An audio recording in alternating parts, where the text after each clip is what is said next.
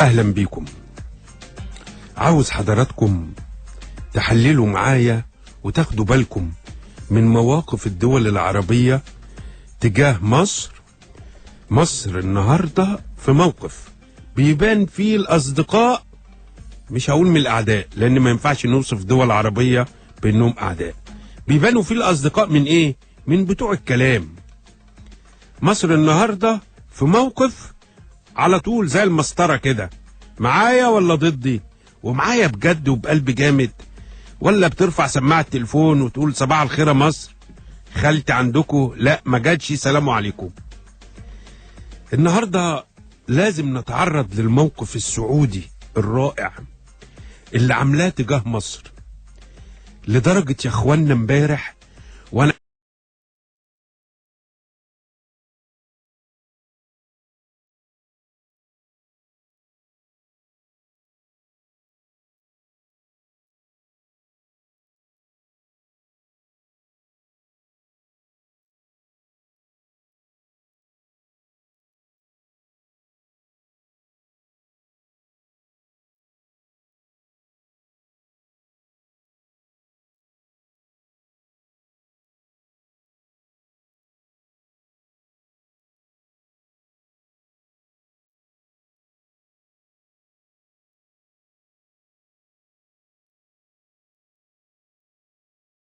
بعد نزول عشرات الملايين من المصريين في 30 يونيو انها داعمة لمصر وثورة الشعب المصري. وللأمانة مش السعودية وبس، ده كمان الإمارات ومعاها الكويت والبحرين. بذكر حضراتكم ان الدول الخليجية دي اعلنت بعد 30 يونيو انها هتقدم دعم مالي قيمته كام؟ 12 مليار دولار، يعني حوالي 85 مليار جنيه مصري. وده ما كانش كلام اخو عم حديد زي ما بيقولوا، لا، الدول دي فعلت وبعتت 4 مليار دولار الشهر اللي فات، وقالت في الطريق ليك يا مصر ال8 مليار دولار الباقيين. وكمان اعلنت انها تدعم المصريين وهتقدم لهم بترول، بنزين، سولار مجانا حتى نهاية هذا العام، يعني لمدة 5-6 شهور، وده بمليارات برضه. وده اللي يفصل لحضراتكم ليه احنا ما عندناش أزمة بنزين أو سولار من أول رمضان اللي فات، بسبب الدعم الخليجي اللامحدود. بصراحة احنا قلنا الدول دي عداها العيب وأزح، وبصراحة عملت اللي عليها، قالت لكم هنديك يا مصر 12 مليار دولار وبنزين، وكده بصراحة عملت الواجب وزيادة. وكان تقدر خلاص بقى تقفل التليفون وشكرا بقى، وتتفرج على اللي بيحصل في مصر على الدش، تشوفوا فيديو. لكن السعودية فاجأت مصر والمصريين بموقفها الداعم الكبير لمصر في حربها ضد العنف والميليشيات المسلحة والجماعات الجهادية والتكفيرية. وخرج علينا الملك عبد الله ملك السعودية بكلمة رائعة يوم الجمعة اللي فاتت. أعلن في كلمته دعمه لمصر، دعمه لشعب مصر أمام كل دول العالم.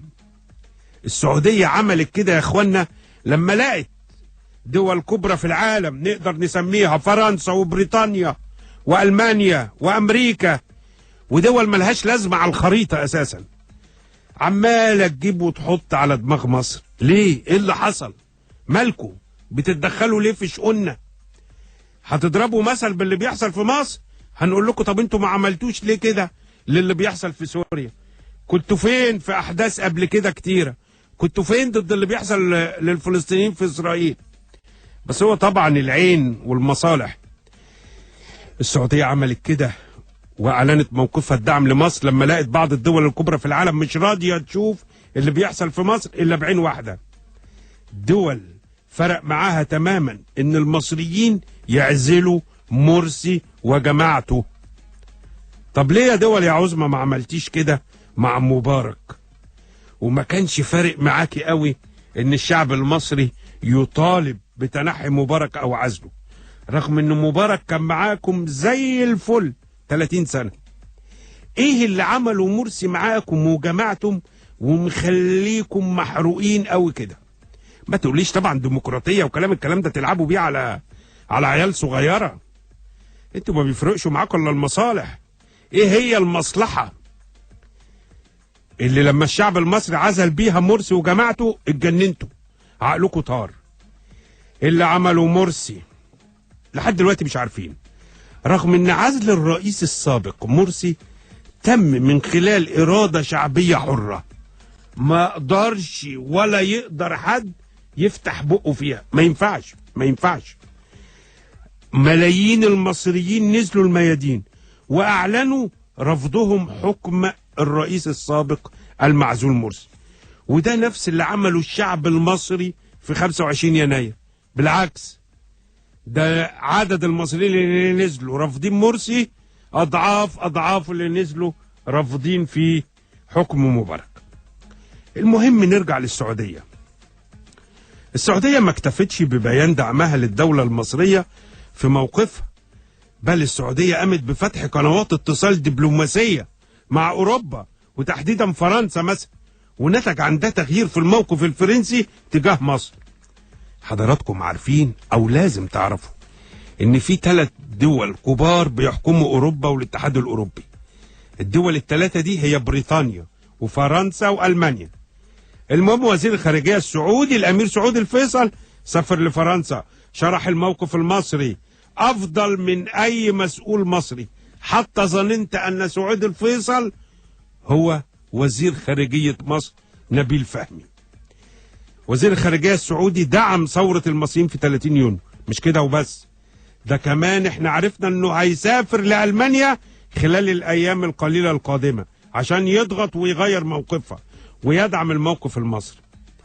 والله لما حضراتكم تقروا الكلام اللي قاله وزير الخارجية السعودي في حق مصر والله تفرحوا وتفتكروا انه وزير خارجية مصر بجد. المفاجأة بقى ان السعودية امبارح في منتصف اليوم لما عرفت ان في اتجاه عند بعض الدول الأوروبية، اتجاه بيفكروا انهم يدرسوا انهم يمنعوا تقديم اي مساعدات مالية لمصر، كانوا وعدونا بيها. عملت ايه السعودية؟ اعلنت امبارح على لسان وزير خارجيتها الامير سعود الفيصل بان السعودية ومعها بقية دول الخليج هي الكويت والامارات والبحرين هيضخوا لمصر وهيدوها كافة المساعدات المادية اللي كانت هتقدمها اوروبا لينا. ده لو فكرت اوروبا توقفها.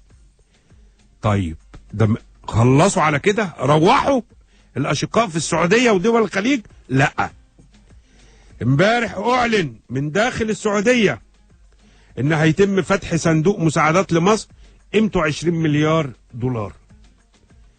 انا طبعا غير ال3 مستشفيات الميدانيين اللي امر بيهم خادم الحرمين الشريفين. لما تسمع الكلام اللي خارج من العواصم الخليجية دي عن مصر وازاي هي ام العرب والقائدة والاخت الكبرى، فعلا هتشعر بالفخر انك مواطن مصري. علشان كده اسمحوا لي النهاردة ومن خلال برنامجكم كلام بالمصري اننا نقول كلام بالمصري، اننا نقدم تحية اعزاز وتقدير للسعودية شعبا وحكومة وملكا على هذا الدور الكبير.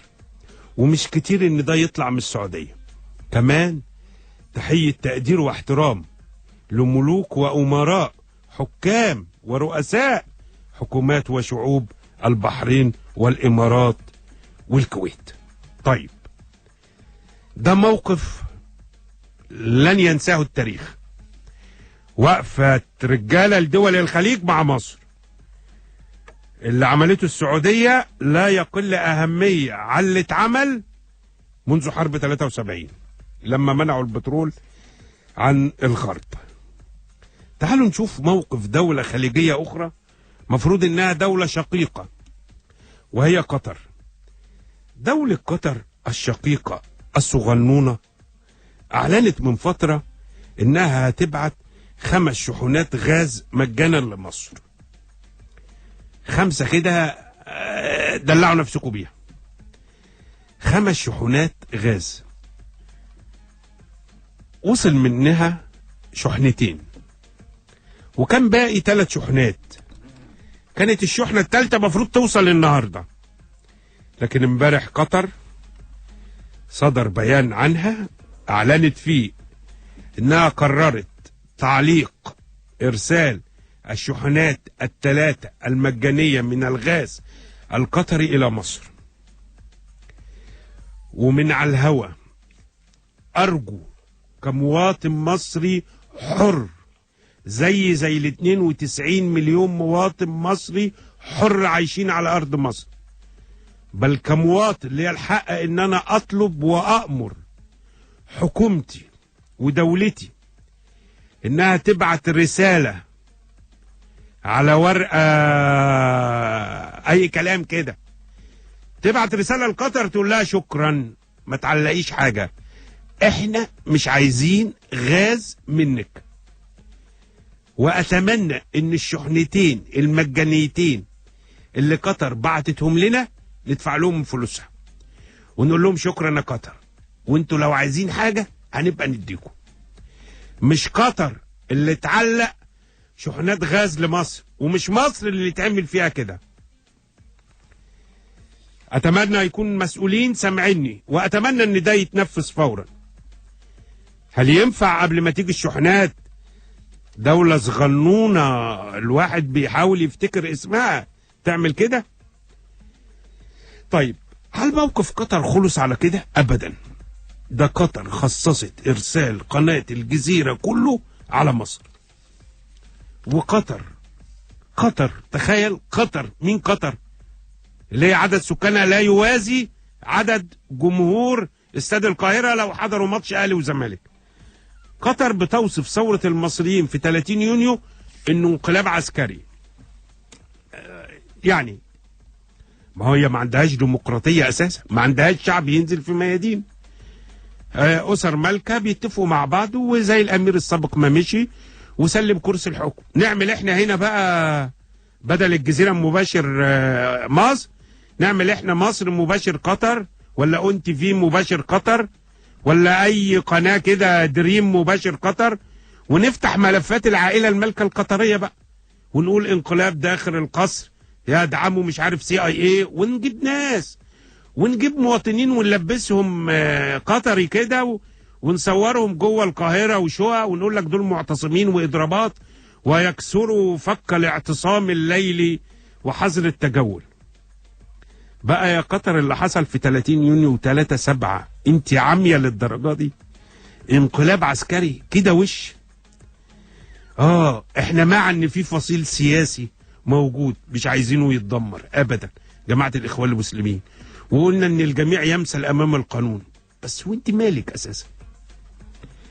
لسه قطر بالجزيرة بتاعتها عمالة تواصل حملة غير مهنية في تغطيتها للاحداث في مصر.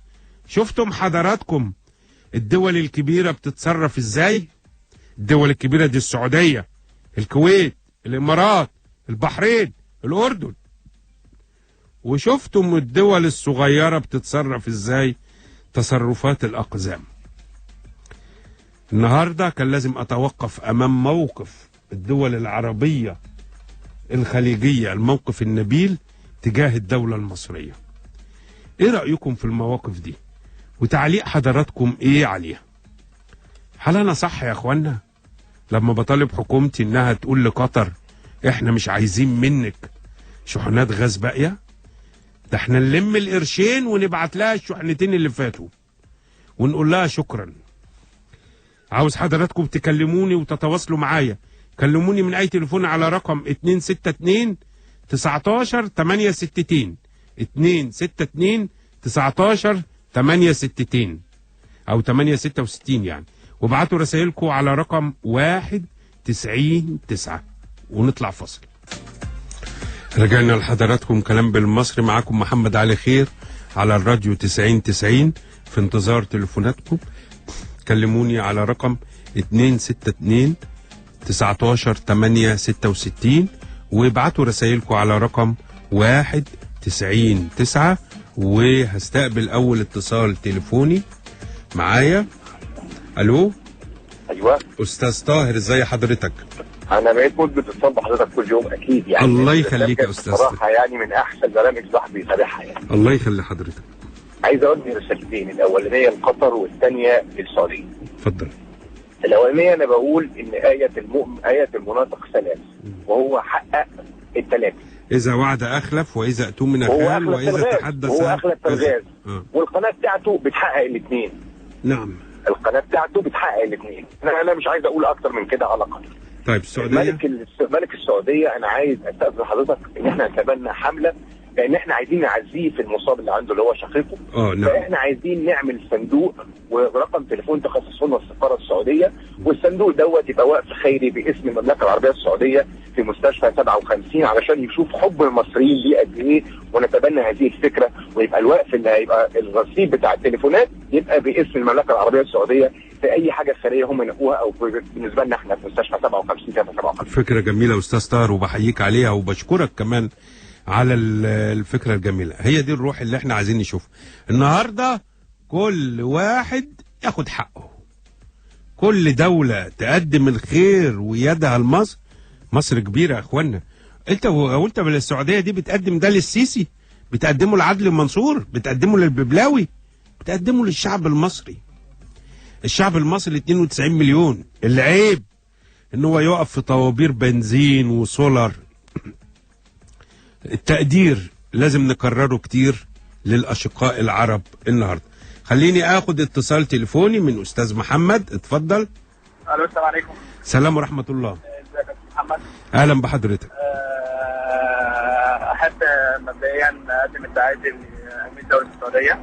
ايوه، في شقيق الملك عبد الله ملك السعوديه اللي توفي النهارده او امس يعني. توفي امس، والجنازه تشييع الجثمان بكره باذن الله بعد صلاه العصر باذن الله. دي اول حاجه. ثاني حاجه رساله بس احب ابلغها لقطر. اوعوا تتوقعوا ان مصر ممكن تقع. اوعوا، شعب مصر اكبر من اي حاجه. شعب مصر قوي بمصر وبجيش مصر. نعم. فاوعوا تتخيلوا حي شبرا بس، والله العظيم حي شبرا مش عايز اقول اكتر منكم. ودي حقيقه مش نفاق ولا عشان احنا مصريين، دي حقيقه. فالزموا نفسكم والزموا حدودكم كويس قوي. الاخ الكبير لما بيقع اخوانا بيقفوا جنبه. لا، مصر ما وقعتش. مصر ما وقعتش. لا بص يا استاذ محمد، نتكلم احنا ما وقعناش، بس احنا كنا هنقع. وعكه صحيه. خلينا نتكلم بصراحه، تعبنا شويه ما فيش مشكله. العالم كله لازم يقع. الازمه الاقتصاديه وقعت امريكا في يوم من الايام. ما بنقولش لا، خلينا نصالحها مع بعض. ماشي، كنا هنقع بس الحمد لله اخواتنا عشان ولاد حلال وقفوا جنبنا. بس الله اعلم انتوا ولاد ايه. انا بشكرك استاذ محمد، وفي انتظار رسائلكم وتليفوناتكم. ابعتوا رسائلكم على رقم 199 وكلموني من اي تليفون على رقم 263-19-862. الفريق السيسي لابد يطهر سينا من الارهاب واباده الاخوان نهائيا، وترحيل اي فلسطيني. بلدنا مش ملجأ، جنودنا دمهم مش رخيص. هاني حماده طموح. لا، الفريق السيسي او جيش مصري يطهر سينا من الارهاب معاك، لكن اباده الاخوان نهائيا انا ضد ده تماما يعني. بص القصه، مصري مش مصري، ايه اللي يثبت عليه مصري اخواني اي حاجه اللي يثبت عليه جريمه يمثل امام القضاء. بس خليني اخد اتصال تليفوني. السلام عليكم. السلام ورحمه الله وبركاته.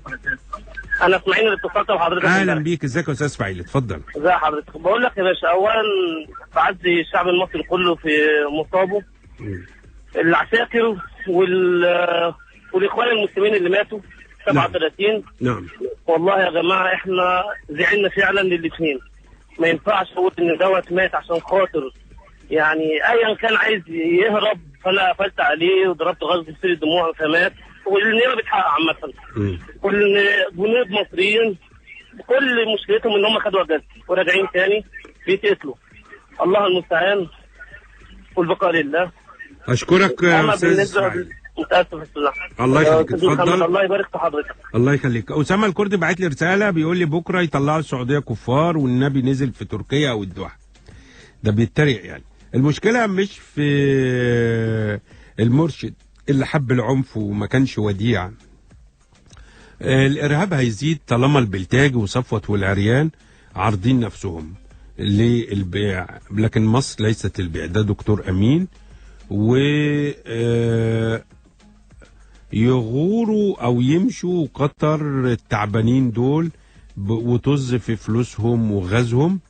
على فكره يا خير، انت فتنه كبيره لمصر. علي السقا، بص علي السقا، انا ما بحبش الرسائل والكلام العايم. شايفني فتنه، خش على الهوا كده وجادلني، قول لي لا انت في كذا كذا كذا، انت بتعمل كذا، يعني نختلف. انما يعني ايه انت فتنه كبيره؟ ما انا اقدر اقول لك عليها سقه، لو انت شايف لي فتنه، حابب الفتنه ليه؟ بتسمع الفتنه ليه؟ ما قلنا بقى قبل كده بقى في ازعاج بعديه كده بتجيب اغاني. خلينا ناخد دكتور محمد على التليفون. اتفضل دكتور محمد. دكتور محمد حضرتك سامعني؟ الخط قطع. طيب، تحية شكر واجبة لحكام الخليج وشعب الخليج، فلقد حققت ثورة 25 يناير و30 يونيو الكثير حتى عبرت البحار وصلت للخليج. ايوه دكتور محمد اتفضل. ايوه بيه، السلام عليكم. السلام ورحمة الله وبركاته.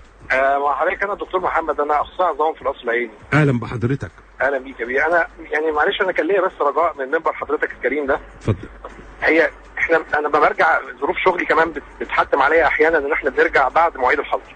ايوه. فللاسف كتير قوي من ضباط الجيش مش عارفين يعني مش ما عندهمش درايه ان الاطباء مستثنين مثلا. لا، الاطباء جرى استثنائهم ومفروض ده وصدر بده قرار. للاسف بقى حضرتك، انا امبارح راجع بالليل الساعه 10 ونقيب شرطه عند مدينه الانتاج الاعلامي، انا ساكن في 6 اكتوبر. نعم. قبل مدينه الانتاج الاعلامي ب 100 متر وطلب مني ان انا ابات في الشارع. قلت له انا راجع اخد هدومي وده نازل تاني الصبح رايح شغلي.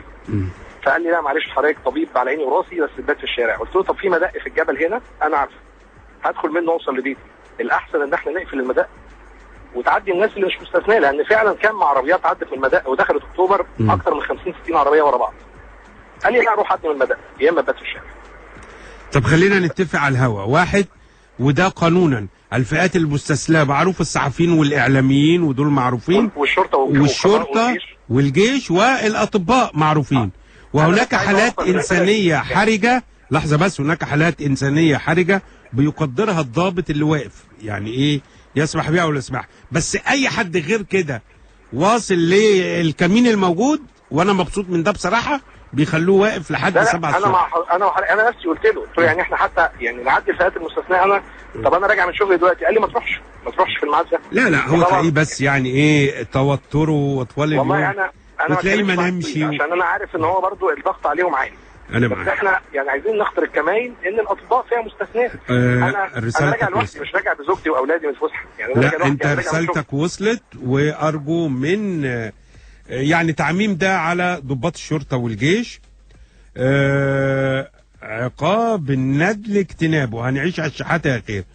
لا يا سيدي، ما بنعيش على الشحاته.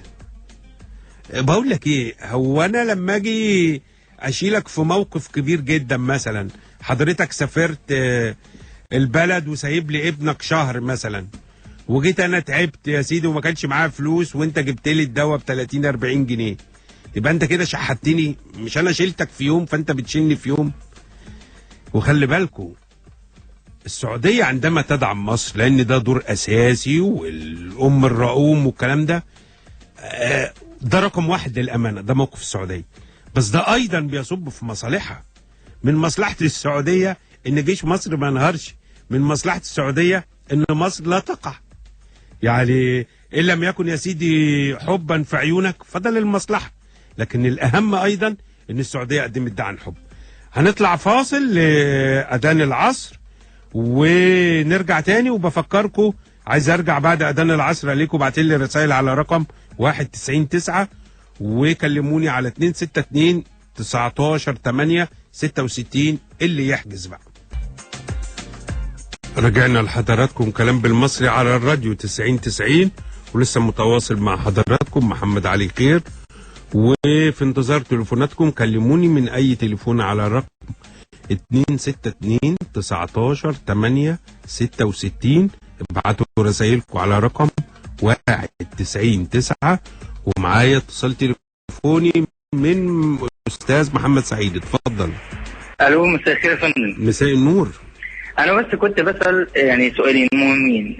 احنا سمعنا امبارح ان وزارة الاعلام هتحدد او هتشوف موقف قناة الجزيرة.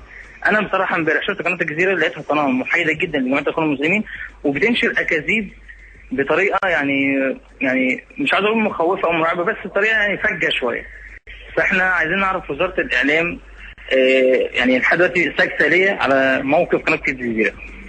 الحاجة الثانية وزير الخارجية المصري، يعني أنا حضرتك بتقول وزير الخارجية السعودي، يعني أنا شايف في النشرات وكلنا المصريين غالبا كلهم شايفين دور وزير الخارجية السعودي هايل، يعني قد يكون زي ما حضرتك قلت كده وزير خارجية مصر. طب احنا عايزين نعرف وزير الخارجية المصري ايه دوره لحد دلوقتي. أنا مش شايف له أي موقف إلا حتى المؤتمر، والمؤتمر الصحفي اللي عمله بشهادة الإعلاميين وبعض الدبلوماسيين، مش اللي هو المؤتمر الصحفي يعني الجيد او اللي هو على مستوى الموقف. نعم، انا بشكر حضرتك على الملاحظتين.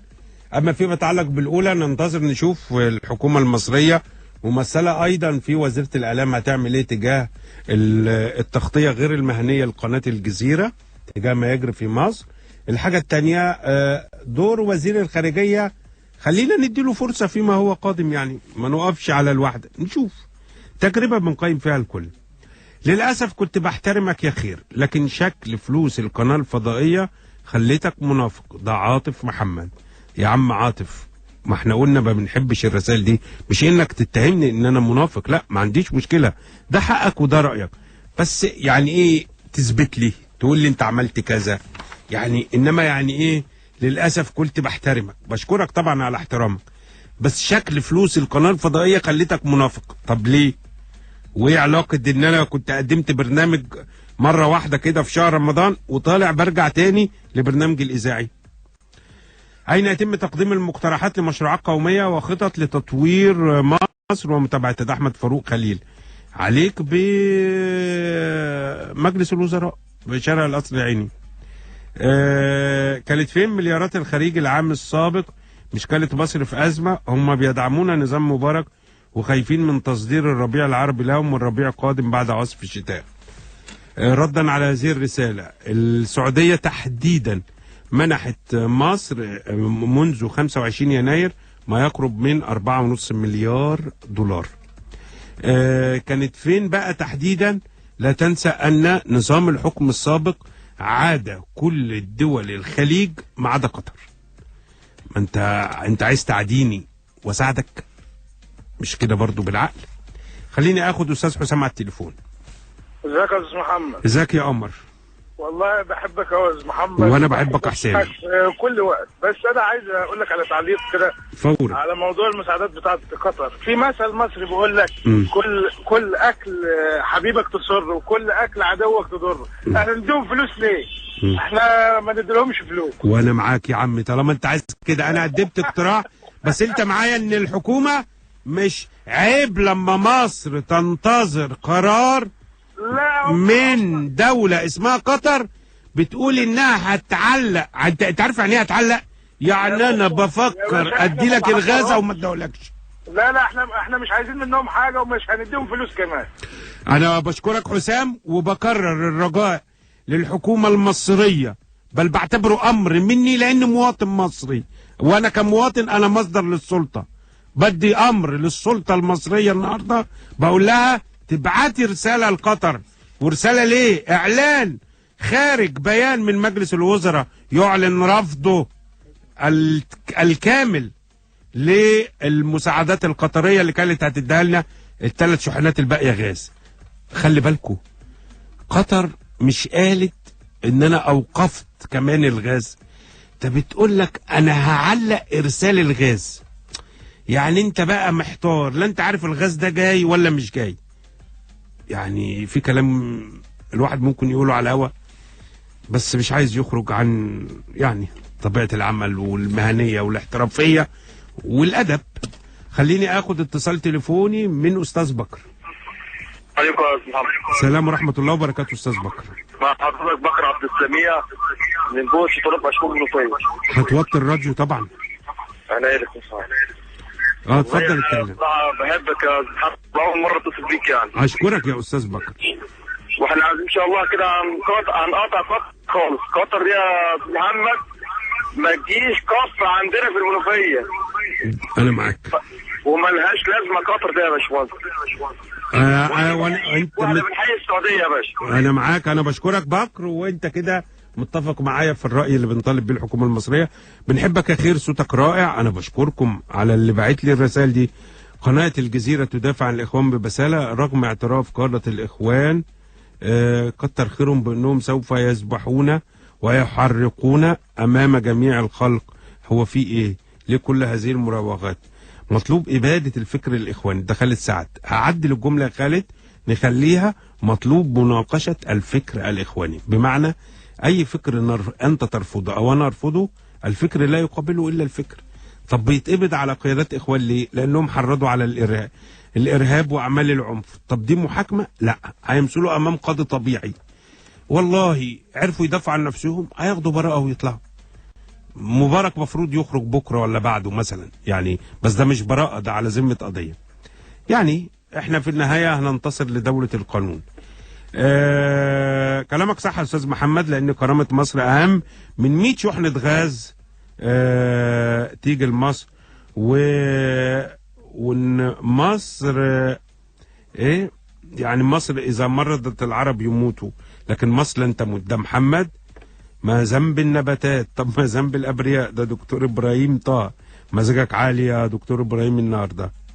بكره الدور يجي علينا ونساعد امريكا وقطر. حضرتك ليه ما فتحتش بقك لما السعوديه والامارات رفضوا مساعده مصر من سنتين، وقلت على فلوس قطر شحاته، ودلوقتي عكست كلامك؟ هي دي المهنيه؟ لا يا قمر، تعالى بقى ارد عليك. بتقول لي ليه بتقول لي ليه يا خير ما فتحتش بقك لما السعوديه والامارات رفضوا مساعده مصر؟ انا قلت الاتي: السعوديه عرضت وقدمت دعم مصري وقروض ايضا قيمتها 4.5 مليار دولار ودخلت الخزانه المصريه. السعوديه ما قالتش حاجه بعد كده. طب نعمل ايه؟ تيجي للامارات، عايز الامارات تساعدك وانت كان عندك رئيس دوله بيعادي الامارات. طب ازاي؟ ما خليك منطقي. انت علاقتك دلوقتي بادئ ترجعها بالدول العربيه. طب انا عايز اقول لك حاجه بقى، شوف قوه علاقات الرئيس الاسبق مبارك بدول الخليج كانت قد ايه. دول الخليج لم تقف مع مصر طوال عهد مبارك قد الوقفه اللي وقفها دلوقتي، لان عارفين ان مصر فعلا في تحديات خارجيه ودوليه كبيره قوي والكل متربص بيها. اوعى تفكر امريكا عايزه عشان مرسي ولا اخوان ولا الكلام ده، او علشان ديمقراطيه والكلام الانشا ده كلام يضحك بيه على ناس كتيره. ده كلام فنكوش. المصالح المؤكد الان كده واللي بتثبته الايام يوم بعد يوم ان هناك كانت مصالح قويه جدا بين الدول الاوروبيه وامريكا من جهه وبين جماعه الاخوان المسلمين. تفاصيلها ما اعرفهاش، مفروض بقى تبدا تتكشف. هدي لك مثل مهم جدا. سنه 92 رئيس دوله بيرو اللي احنا بنسميها بيرو واللي بنشوفها كده وبنشوف فريقها في كاس العالم، طقت في دماغه صاحي الصبح طلع اعلان دستوري. العالم كله اتقلب عليه بما فيه امريكا وطنطنوا بالديمقراطيه لحد ما عزلوه ومشوه. طلع اعلان دستوري تيبيكال الاعلان الدستوري اللي طلعه الرئيس السابق مرسي. ولما طلع الاعلان الدستوري السابق وطلعه الرئيس السابق مرسي في ديسمبر الماضي، امريكا ما فتحتش بقها ولا دول الاتحاد الاوروبي. طب اشمعنى المره دي يا امريكا؟ طب قلبتوا الدنيا ليه على بيرو؟ المصالح تتصالح. هاخد اتصال تليفوني من ياسمين. الو، ازيك يا ياسمين؟ مساء الخير محمد. اول صوت نسائي يظهر في برنامجي بعد العيد. شفت بقى من حظي يا استاذ محمد. كل سنه وانت طيبه. اتفضلي. وحيد بالصحه والسلامه، ربنا يخليك. انا مش هطول حضرتك كتير. انا بس حبيت فعلا ان انا اشارك في الحوار بتاع حضرتك النهارده، وعايزه اقول ان احنا مهما اتكلمنا عن الموقف الدول الخارجيه اللي هي السعوديه والامارات والكويت والاردن وبحرين مش هنكفي طبعا، لان بجد وقفتهم ديت وقفه يعني هيشهد لها التاريخ ان شاء الله. والحاجه الثانيه اللي انا عايزه اقوله لقطر هو كلمه واحده، ان الفلوس ما بتعملش دول ولا شعوب بجد. واحنا حضرتنا مش هتخضع لفلوس، لاني هم في الاول وفي الاخر عارفين مستواهم او يعني قيمتهم جنبنا، فاحنا هنضيع وقت وهنضيع كلام من مجرد ان احنا نتكلم على دوله زي دي. فما فيش داعي اصلا يعني هم حتى ياخدوا حيز اصلا من تفكيرنا ولا حيز من حواراتنا اساسا. انا بشكرك ياسمين، واتمنى تتواصلي معايا دايما في البرنامج. انا واحده من شعب مصر، الاعلام توهني على الحقيقه ونفسي اخرج من المتاهه. افصلي فيشه شويه. بالمناسبه يا اخوانا، يعني وده كنت هعمل حلقه النهارده عن كده، ربما اعملها في الايام القادمه. مش عايزكم تشوفوا الفضائيات كل يوم بالليل وتبقوا قاعدين مترصصين قدامها كده. كفايه توتر. في حظر تجول الساعه 7 لو انت في المحافظات اللي فيها حظر تجول. اقعد في البلكونه انت ومراتك وعيالك. طبعا هتتريق عليا تقول لي مراتك خير. يا عمي خليها فرصه لاعاده العلاقات اللي انقطعت بيننا وبين زوجاتنا. عايزكم كمان تتفرجوا على افلام جميله، افلام ابيض واسود، وتضحكوا شويه. ما تقعدوش تحت الضغط التوتر ده. توتر. انا بنصحكم بده وللاسف ما عملتوش، وكانت النتيجه لسه جاي النهارده من المستشفى 5 دكاتره بقى، عارف، رايح لهنا ويمين وشمال والكلام ده، وطالب تحليلات، والكل عمال يقول لك ستريس وضغط يا خير ولازم مش عارف تعمل ايه يعني. فانا عايزكم تعملوا ده اكيد. اتمنى لكم السلامه والصحه النفسيه. خليني اخد عادل على التليفون. اتفضل يا عادل. ازيك يا استاذ محمد؟ عامل ايه يا قمر؟ الحمد لله. انا كنت مكلم حضرتك اول امبارح. خش على طول برنامجك يعني. اول حاجه محمد، في 3 نقط افهم لحضرتك. اول حاجه قطر ده هو عزل، هو عشان هو ابوه رفض انه يعمل بتاعه قاعده لامريكا، هو عملها لامريكا. دي اول نقطه. ماشي. تاني نقطه، هي ملهاش لازمه. انت عمرك في حياتك من بعد قبل الثوره كنت تسمع حاجه اسمها قطر؟ لا. قطر دي نزلت في القران او لا، ده انا اقول لك حاجه جميله. في رساله لذيذه جايه لي دلوقتي رائعه، بيقول لك قطر في بنك الحظ ب 150 جنيه. انا بقول لك اللي بيلعبوا بنك الحظ. ماشي، قول يا قمر. ماشي. عمرك في حياتك يا محمد سمحت في غزوة الرسول قال لك احنا هنبعتهم قوات تفتح قطر؟ لا مفيش قطر اساسا. انا بس عايز اقول حاجه بعد اذنك، اقف معايا لحظه. اتفضل. يعني والله بطبعي وباسلوبي وبشخصيتي وبثقافتي انا ما بنزلش للمستوى ده، ولا اقعد اطنطن واحارب دوله من منبر اعلامي وكلام. بس عارف انا كمصري الدم غلي في عروق امبارح واستفزيت اكبر استفزاز. انا كمواطن مصري، انا مصر تيجي دولة اسمها قطر تقول لك ادرس، انها بتدرس تعليق شحنات الغاز المجانية الباقية. يعني بقول لك في كلام الواحد لو يسيب نفسه على الهوا هيخرج عن شعوره. عيب وانتظر رد قوي من الحكومة المصرية. يا محمد بعد الاخوان ما مشيت ما بقاش في مفيش غزمة غاز ولا اي حاجة. ده اول حاجه. تاني نقطه، لو في كلمه حضرتك اسامه جمال عبد الناصر قال زمان، لو امريكا فضلت كانت مساعداني اعرفوا ان انا على طريق خطا، لو امريكا بقت بتحاربني اعرفوا ان انا على طريق صح. دي كلمه لرئيس الراحل جمال عبد الناصر. ماشي. وتاني حاجه برضه احنا برضه عندنا في دول عربيه بتساعدنا ودول اجنبيه زي روسيا والصين، هم خايفين كل خوف ان مصر يتحد مع روسيا والصين. انا بشكر حضرتك على ال3 ملاحظات اللي بتقولهم، وابعتوا رسائلكم على رقم 199.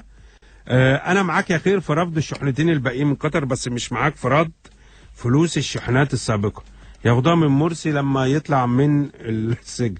يا استاذ بلدنا كبير، علشان كده احنا ما نتعبش لساننا ونرد عليهم، علشان الصغير هيفضل صغير، ونطلع العيب بالله العيب ما يبقاش عيب. كانت فين الدول الكبيره قبل كده؟ ده اكبر دليل على انها تدعم الانقلاب والمؤامره. وجهات نظر بقى. انت 10 على 10 وكلامك مظبوط، واحنا شعب مصر كله بنشكر السعوديه. خليني اخد اتصال تليفوني. الاتصالات ده اخر اتصال تليفوني. شادي على الميكسر النهارده بيقول لي، مهندس شادي ده راجل زي السكر، شاب جميل وقاعد قدامي بقى، وقال لي ده اخر تليفون يا خير. ماشي، اتفضل اخر تليفون. محمد، اخبار حضرتك ايه؟ دكتور هيثم بكلمك من دكتور هيثم. ازيك يا دكتور هيثم؟ ربنا يخليك. عايز بس اقول لحضرتك على موقف ابين لك حضرتك وبين للمستمعين كلهم ندالة دولة قطر مع العربيين. بلاش الشتيمه بس قول. مع العرب كلهم. فاكر حضرتك منظمه اليونيسيف لما كانت بتصوت لعضويه دوله فلسطين؟ وامريكا علقت اموالها كلها لمنظمه اليونيسيف. منظمه اليونيسيف ساعتها كانت بتراعي نادي برشلونه. وبالتالي عشان معهاش فلوس وامريكا علقت الفلوس، طلبت الفلوس من اول حاجه من الدوله من الدول العربيه عشان هي ساعدت فلسطين. الدوله العربيه نعم كانت دوله قطر ساعتها اول دوله قالت ان هي ما معهاش فلوس. قمه الاستفزاز يا استاذ محمد، بعد اسبوع يتشال كلمه اليونيسيف من على فلنة نادي برشلونه وتتحط قطر فاونديشن مقابل 70 مليون دولار. معك. انا بشكر يعني حضرتك. فاهم شكرا محمد. والمعنى وصل. تحيه تقدير لكل الدول العربيه الاشقاء، السعوديه والامارات والكويت، وبطالب بان المصريين اللي عايشين في قطر لازم يحددوا موقف. لا، ما تخلطش الورق. كل مواطن مصري قاعد في قطر هو مواطن بيقدم عمل مقابل اجر. يا ريت نلغي قرض قطر بهذه الفائده الاعلى، لان قطر بانت على حقيقتها. استاذ محمد، اجمل كلام سمعته على اللي بيحصل في مصر وموقف الشقيقه السعوديه وباقي الدول العربيه العظيم، فشكرا لك يا استاذ محمد. دكتور ايهاب دعبس. اخالفك في الراي على راي المثل اللي بيقول ايه؟ من عدو فايده. عادل سيد. ده عايز لا ناخد الفلوس او ما نحاسبش قطر وخلاص. ده معظم يعني الرسائل كلها حوالين الموقف الدول العربيه. رساله جايه لي بيقول لي سلامتك، الف سلامه يا استاذ محمد، عالج نفسك باكل الخضروات والفواكه الطازجه. بشكركم طبعا واشكركم على تواصلكم. واخر رساله جميله برضو، اسمع شادي بيقول لي انت بلسم الاعلام يا خير، يعني ما ينفعش الكلام ده، على الاقل لما اروح البيت افرح بيه كده وافتخر. شعبان عرابي بيقول لي مبارك وشرطه والسيسي الخائن والاعلام الفاسد وجيش، كل دول ايد واحده. ماشي يا شعبان، انا قريت رسالتك اهو، انت كلامك حكم وانا بحب مصر كتير. ده احمد ماهر المنوفيه. على فكره قطر اسمها الصحيح قطره. قناه الجزيره بتذيع صور وفيديوهات جثث محروقه ومسيرات الاخوان في محافظات وقت الحظر. لماذا لا يتم بث مباشر من هذه الاماكن لكشف الحقيقه؟ وشكرا للدول الشقيقه. انا بشكر حضراتكم على تواصلكم معايا النهارده، ويا رب مصر تكون بخير، وان شاء الله هتكون بخير. وعاشت مصر حره بشعبها الحر. اشوفكم على خير، كل سنه وانتم طيبين ومصر دايما بخير. وكان معكم محمد علي خير، والسلام عليكم.